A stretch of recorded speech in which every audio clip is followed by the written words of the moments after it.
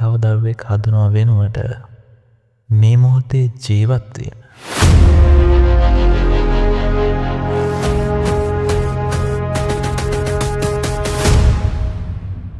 මේ ජීවන තත්ත්වයයි මේ පාරිසරික සමාජීය සහ ජීවන වියදමේ බලපෑම නිසා සමහර පවුල්වල මිනිසුන්ට හිතන්න වෙලා තියෙනවා.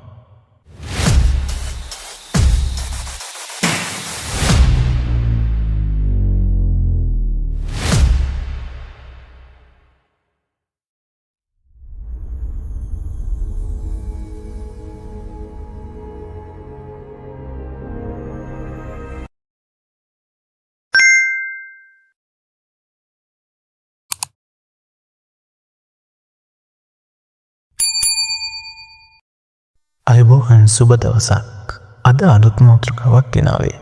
වෙනදට වඩා වෙනස්ම කතාව. ඔයා දන්නවද ලංකාවේ අලුත්ම ජනසංගණන වාර්තාව නිකුත් වුණා කියලා? ඒ 2024ට අදාළ වූ වාර්තාවයි. ඒ අනුව ලංකාවේ සමස්ත ජනගහනය දැන් මිලියන 21.7ක් පමණ කියලා කියනවා. හරියටම 2,17,81,800ක් මේ ලංකාවේ භූමිතලයේ ඉන්නවා. එතකොට ඒ අතරින් කාන්තා ප්‍රතිශතය ටිකක් වැඩි.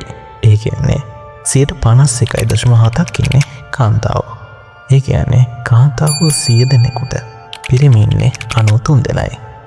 පොඩ්ඩක් ඒක හිතන්න ඕන කාරණයක්.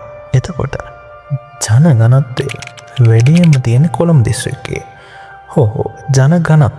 ජනගණත්වය කියන්නේ කිසියම් භූමි ප්‍රමාණයකට අයත් වූ ජන ප්‍රමාණයයි. ඒ අනුව එය වැඩිම කොළඹ දිස්ත්‍රික්කයේ. නමුත් ජනගහනය ඇති වැඩිම දිස්ත්‍රික්කය කම්පා දිස්ත්‍රික්කයයි. එතකොට ජනගණත්වය අඩුම දිස්ත්‍රික්කය මුලතිව් දිස්ත්‍රික්කය කියලා වාර්තා වෙනවා. ඒ කියන්නේ රටේ මධ්‍යම බටහිර කොටස්වල අය වැඩියෙන් පදිංචි වෙලා ඉන්නවා කියලා මේකෙන් කියන්න පුළුවන්. සරලව. මේකේ තවත් විශේෂ දෙයක් වාර්තා වෙනවා. වර්ෂ 2012 වාර්තාවට වඩා දැන් ජනගහනය වර්ධනය ටිකක් මන්දගාමී වෙලා තියෙනවා. 2012 ජනසංගණන වාර්තාව පැත්තට ගියොත් ඒ වාර්තාවට අනුව ලක්ෂ 14ක වැඩිවීමක් ජනගහනය පෙන්නනවා. නමුත් සිංහල ජනගහනය 0.8කින් අඩු වෙලා කියලා කියනවා. අනෙක් ජනගහනය හැබැයි වැඩි වෙලා තියෙනවලු.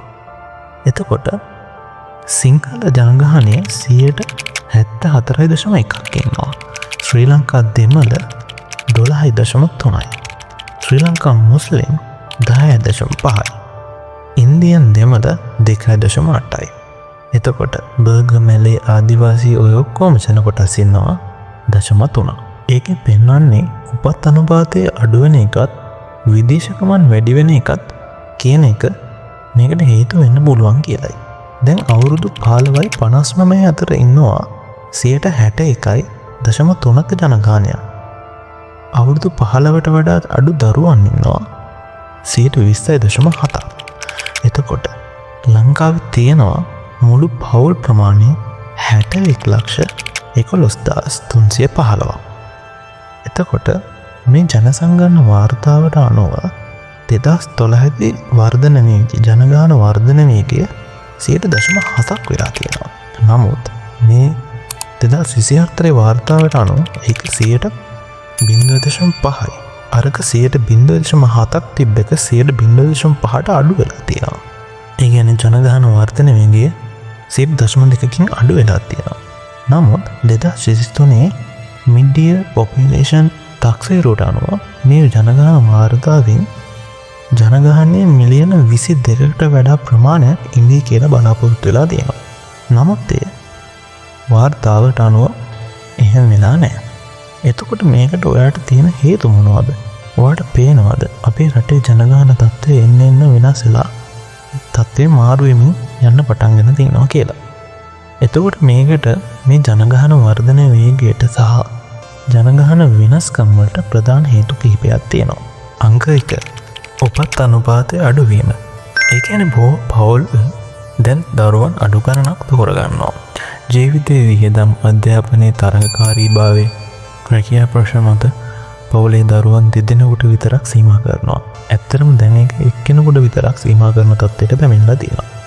ඒ නිසා ජනගහනය වර්ධනය මන්දගාමී තත්ත්වයට පත්වෙන්න ඕකත් ප්‍රධාන හේතුවක්. අංක 2. විදේශගත වීම. විදේශීය අධ්‍යාපන සහ ආර්ථික හේතු නිසා තරුණයන් බොහෝ පිරිසක් විදේශ වලට ගමන් කරනවා. විශේෂයෙන් ඒකත් මේ ජනගහන අඩුවීමට හේතුවක් කියලා වාර්තා වෙනවා. අංක 3. වයස අධික ජනගහනය. ශ්‍රී ලංකාව දැන් ඒජින් පොපියුලේෂන් තත්ත්වයට ඇතුල් වෙලා. ඒ කියන්නේ මේ වාර්තාව අනුව ලක්ෂ 11කට වඩා වැඩි ප්‍රමාණයක් වයස්ගත පුද්ගලයන් ඉන්නවා කියලා වාර්තා වෙනවා. අංක 4. නාගරීකරණය. මේකෙදී ජනගණනයේ වැඩිම දිස්ත්‍රික්ක සහ නගර වන කොළඹ, ගම්පහ, මහනුවර වගේ ප්‍රදේශවලට ජනයා ඒකරාශීවම වැඩි වෙලා තියෙනවා. ඒ කියන්නේ නගරයේ පහසුකම් වැඩි, ගම්වල පහසුකම් අඩු වීමත් එක්ක මේ ජනගහනය නගරයට එන්න තීරණය කළා තියෙනවා. ඒක වක්‍රාකාරව මේ ජනගහනය අඩුවීමට බලපානවා කියලා හේතුවක් වෙලා තියෙනවා. ආර්ථික හා සමාජීය බලපෑම්, ව්‍යාපාරික අස්ථාවරතාව, උද්‍යෝග බව අඩුවීම, පිරිවැය ඉහළ යාම නිසා මේ දශකයේ ජනජීවිතයේ විලාසිතාවන් වෙනස් වෙලා තියෙනවා. එතකොට තව මේකට එකතු කරන්න පුළුවන් කරුණක් ලෙස දක්වන්න පුළුවන් කොවිඩ් වසංගතය. මේ කොවිඩ් වසංගතයේ මේ ජනගහන වර්ධන වේගයට යම්කිසි බලපෑමක් එල්ල වුණා කියලා අපිට කියන්න පුළුවන්. මේ හේතු නිසා ජනගහන වර්ධන වේගය අඩුවීමට බලපාලා තියෙනවා කියලා අපිට විශ්වාස කරන්න පුළුවන්. ඇත්තටම මෙහෙම දෙයක්ත් තියෙනවා. මේ ජීවන තත්ත්වයයි මේ පාරිසරික සමාජීය සහ ජීවන වියදමේ බලපෑම නිසා සමහර පවුල්වල මිනිසුන්ට හිතන්න වෙලා තියෙනවා තව දරුවෙක් හදනවා වෙනුවට මේ මොහොතේ ජීවත් වෙන කෙනෙකුට සිතන්න වෙලා තියෙනවා. ඒ නිසා මේ කාරණය බොහෝ පැතිකඩ ඔස්සේ ගමන් කරන්න පුළුවන් කාරණයක් වෙලා තියෙනවා. ඉතින් මේ පිළිබඳ ඔයාගේ අදහස කමෙන්ට් කරගෙන යන ගමන් අපේ channel එක subscribe කරගෙන යන්න. තව ලෝකයේ වැදගත් දේවල් සහ සිදුවීම් එක්ක ඊළඟ දවසේ අපි හමු වෙමු.